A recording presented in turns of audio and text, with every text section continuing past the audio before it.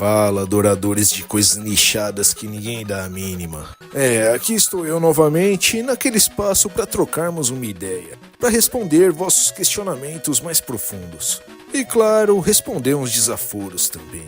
Então vamos jogar as cartinhas pro alto e ver que tipo de pergunta cabeluda terei de responder.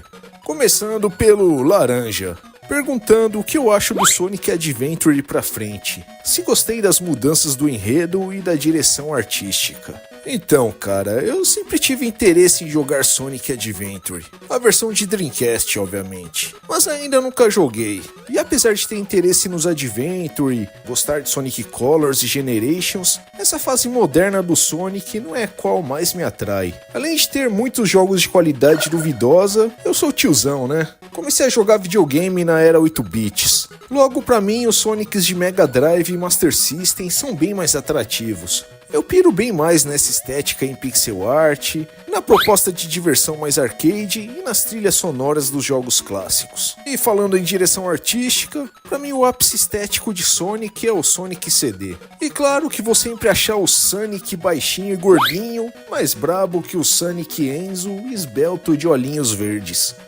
Agora esse cidadão que não consigo pronunciar o nick perguntou: foi DBZ que tornou os animes conhecidos no ocidente? Se não foi, foi o quê? Eu desconheço.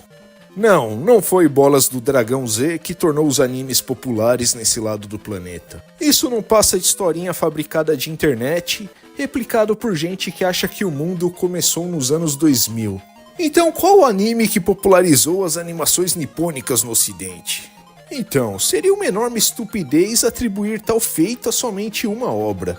Já fiz vídeo rebatendo essa palhaçada de tratarem DBZ como o pai dos animes, já que Dragon Ball possui várias influências de obras que vieram antes dele, e quando Bolas do Dragão surgiu, já existia décadas de animes e mangás influentes.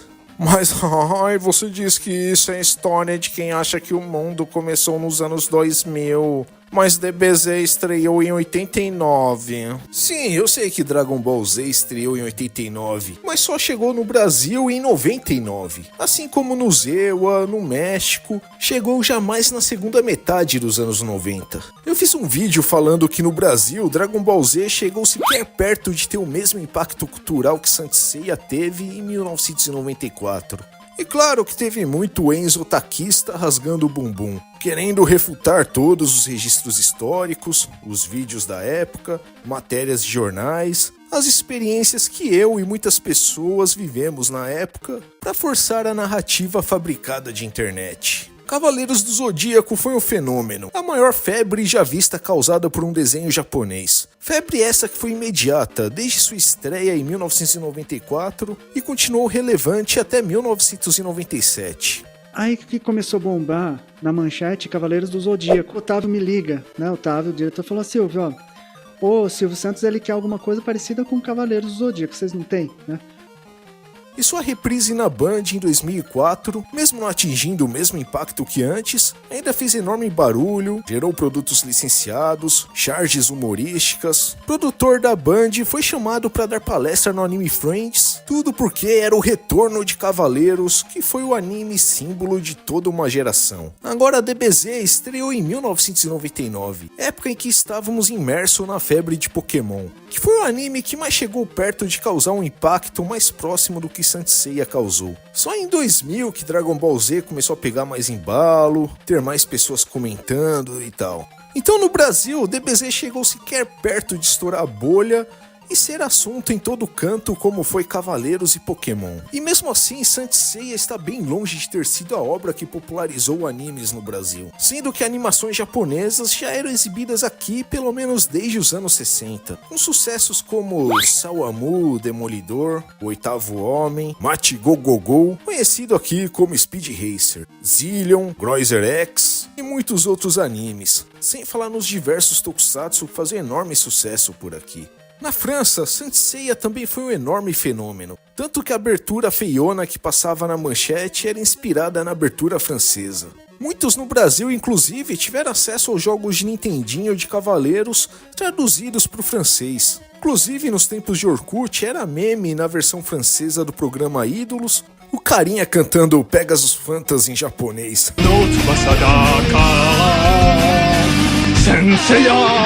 Além de muitos outros animes populares na França, bem antes de DBZ, como Raid, A Princesa e o Cavaleiro, City Hunter. E DBZ só deu as caras por lá, exatamente pegando carona no sucesso desses outros animes. Na Espanha, Mazinger Z, anime de 1972, é um dos maiores fenômenos. Inclusive fiz review do anime no canal. Entre outros animes de sucesso por lá, dá pra citar Kage no An, Raid, Lupin Sansei, Ace Onerae, Doraemon e Saint Seiya também fez muito sucesso por lá. Inclusive na manchete passava o anime One One Seijushi, conhecido como D'Artagnan e os Três Mosqueteiros, que foi um anime de 1981 que foi uma coprodução espanhola. Na Itália, animes como Gurendaiser, Candy Candy, Devilman, Versailles Nobara e Hokuto no Ken fizeram enorme sucesso. Inclusive eu, como fã de Hokuto no Ken, acabo encontrando muito material italiano sobre a obra. E ainda tem essa foto do Maurício de Souza ao lado de uma estátua de Devilman na Itália. Nos Estados Unidos, antes de DBZ, fizeram sucesso animes como Tetsuan Atom, conhecido no ocidente como Astro Boy, Machi Go Go Go, conhecido como Speed Racer, Gatchaman, Golion, conhecido por lá como Voltron, Akira, e inclusive tinha o tal de Robotech, que nada mais era que uma versão americana que misturava 3 animes em um só. E os animes que foram batidos no liquidificador para criar Robotech foram Macross, Sultan Cross e Mospida. Inclusive essa versão foi exibida no Brasil também. E não é à toa que você vê esses animes sendo referenciados em Simpsons, Megas XRL e até na animação humorística politicamente incorreta Frango Robô, tem uma sketch inteira satirizando o Golion. Então essas historinhas de que DBZ popularizou animes no ocidente, como já disse, não passa de mais uma historinha fabricada de internet. Uma mentira dita tantas vezes que se tornou verdade. Conversa replicada só por gente que conhece um total de 6 animes e que acham que a história começa quando quer que comece, com a necessidade de moldar os fatos para que se encaixe em suas conveniências.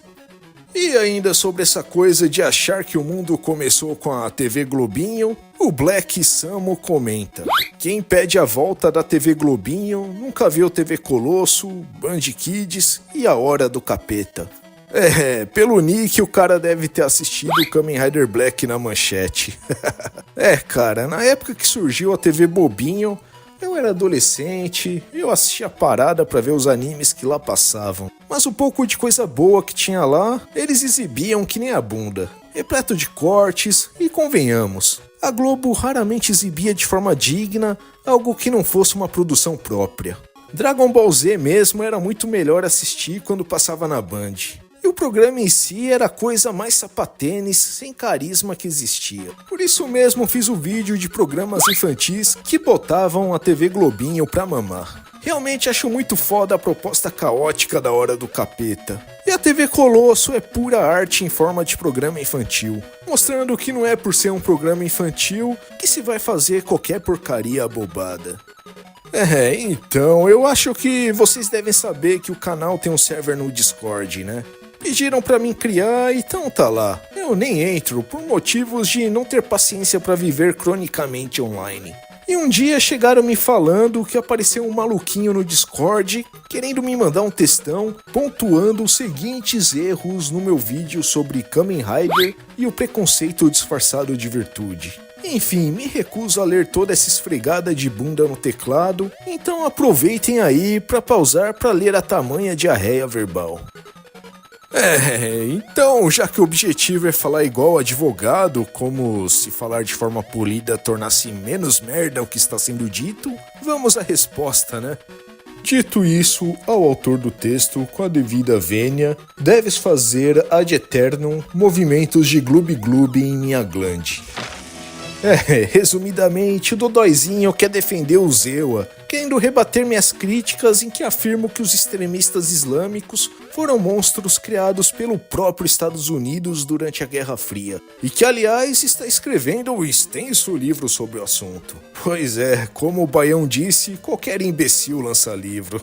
Além de negar que Guantánamo não é somente um presídio para criminosos de enorme periculosidade, mas praticamente um campo de concentração para opositores do Zewa e com prisões com critérios até bem duvidosos.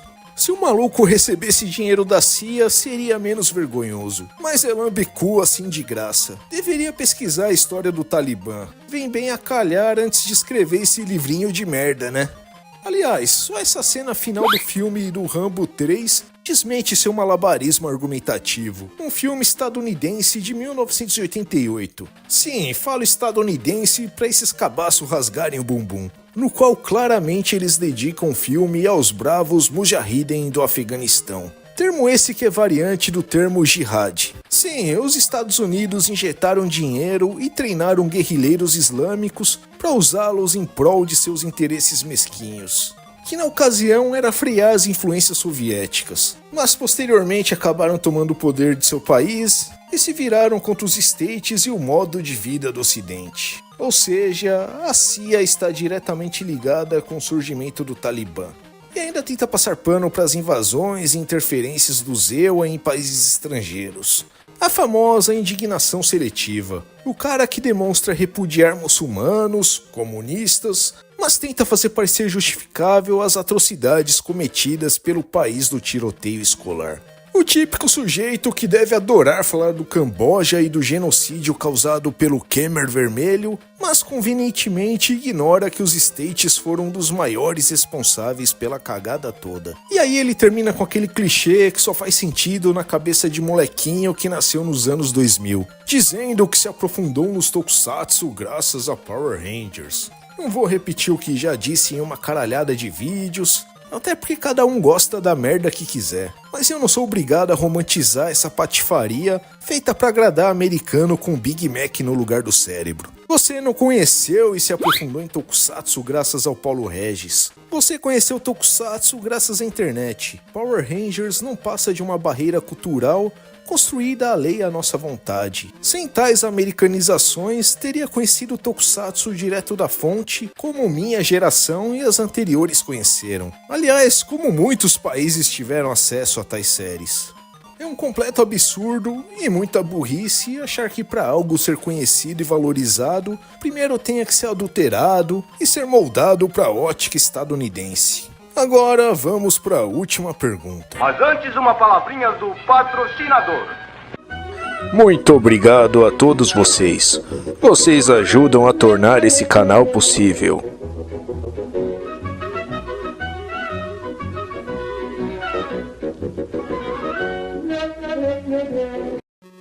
Um vídeo em que falei da importância da Rede Manchete, não somente dentro de objeto de nostalgia de quem foi criança no período, com as exibições de desenhos, animes e tokusatsu, mas de seu legado dentro da história da comunicação brasileira.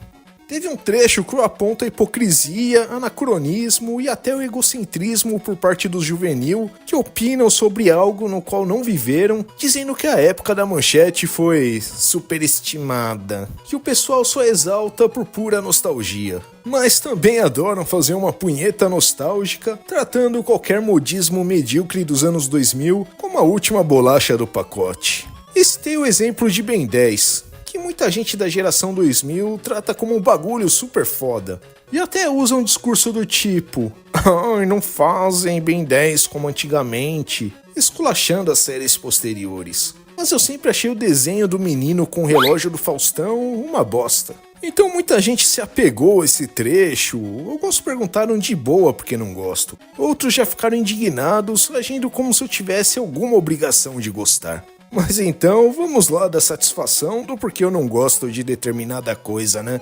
A realidade é que Ben 10 não caiu nas graças da maioria das pessoas da minha geração. Se não me engano, Ben 10 estreou lá pra 2006, ou seja, eu já era maior de idade, e mesmo eu tendo notado que o desenho fazia referências a várias paradas que eu curtia, incluindo aquela forma que é uma homenagem a Ultraman, O desenho não me cativou, seja pela sua estética que não me atraiu, seja as narrativas dos episódios que não me prendiam. Achei os personagens chatos, principalmente o próprio Ben. Eu já não sou lá a maior fã de desenhos americanos de ação. Prefiro os que focam mais no humor, mas pra mim Ben 10 não chega nem perto de ser tão legal quanto alguns desses tipos que eu gosto, como a animação do Batman de 1993, o Batman do Futuro, Super-Homem, Miranha, os Gárgulas, Tartarugas Ninjas, Thundercats, She-Ra, Tandar o Bárbaro, enfim, desenhos que muitos deles até encontro motivos pra criticar, mas ainda acho que possuem mais elementos elogiáveis do que Ben 10. Mas aí vão dizer: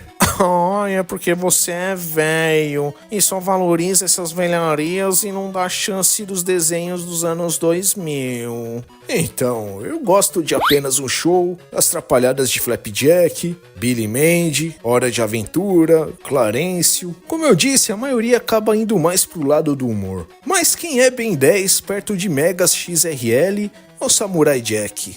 Então espero que esteja respondido. Mas o que eu achei curioso foi que um dos que comentaram sobre isso disse que parecia que só ele gostava de Ben 10 na época. Que pra mim é bem estranho. Ou ele conheceu o desenho só anos depois, quando a hype já tinha acabado, ou o convívio social dele foi diferente. Porque lembro que na época que passava no Bom Dia e Companhia e na Cartoon, em todo canto se via pivete com camisa, tênis de Ben 10. Sempre tinha algum moleque usando aqueles relojão verde-limão. Uma infinidade de produtos piratas do desenho, e apesar de divertidos e bem bolados, acabava ficando irritado com a tamanha babação de ovo pro Ben 10 por parte de alguns comerciais da Cartoon.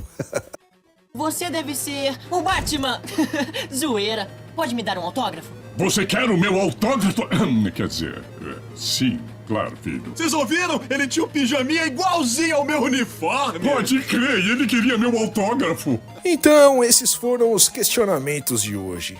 Então, se por um acaso gostaram dessa bagaça, metam um Rider Kick no joinha, se inscrevam no canal e por que não compartilhar esse vídeo com seus amiguinhos. Até porque engajamento gerado por gente me xingando nos comentários não se faz sozinho, né? Até o próximo vídeo. Fui.